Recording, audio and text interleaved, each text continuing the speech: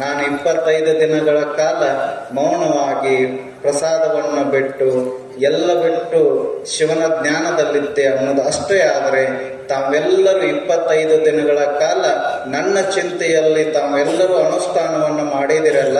ನಾನೊಂದು ಮಾತನ್ನ ಹೇಳ್ತೇನೆ, ನಿಜವಾಗಿ ಅನುಷ್ಠಾನಗಳನ್ನು ಯಾರಾದರೂ ಮಾಡಿದ್ರ ಅದು ಅಡವೆಪ್ಪಜ್ಜನ ಭಕ್ತರು ಮಾಡಿದಿರಿ ಅನ್ನೋ ಮಾತನ್ನು ಈ ಸಂದರ್ಭದಲ್ಲಿ ಹೇಳ್ತಾರೆ. ಎಲ್ಲರಿಗೂ ಮಂಗಳವಾಗಲಿ. ಈ ಅನುಷ್ಠಾನ ಎಲ್ಲರಿಗೂ, ನಮಗೂ ನಿಮಗೂ ಪರಮ ಪೂಜ್ಯರು ಹೇಳಿದಂಗ ಈ ಬೆಂಕಿ ಮತ್ತು ಬಂಗಾರ ಎಲ್ಲ ಹೇಳಿದ್ರು. ನಾನು ಹೇಳೋದು ಇಷ್ಟ, ಬೆಂಕಿ ಬಂಗಾರ ಎಲ್ಲವೂ ಕೂಡ ನಾನು ಏನೂ ಅಲ್ಲ. ನಾನು ಪರಮ ಪೂಜ್ಯರ ಅಡವಿ ಸಿದ್ದೇಶ್ವರರ ಪಾದದ ಮೇಲಿರ್ತಕ್ಕಂಥ ಒಂದು ಸಣ್ಣ ಹುಳುವನ್ನು ಮಾತನ್ನ ಹೇಳ್ತಾ, ತಮ್ಮೆಲ್ಲರ ಭಕ್ತಿ ಮುಂದೆ ನನ್ನ ಅನುಷ್ಠಾನ ಏನೂ ದೊಡ್ಡದಲ್ಲ.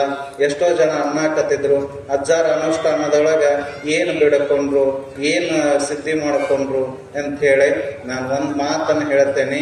ನಾನು ಯಾವಾಗಿದ್ರು ಒಂದು ಮಾತನ್ನ ಹೇಳ್ತೇನೆ.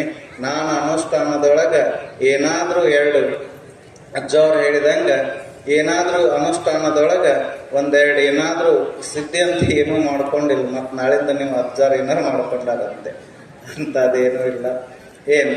ಏನೂ ಇಲ್ಲ.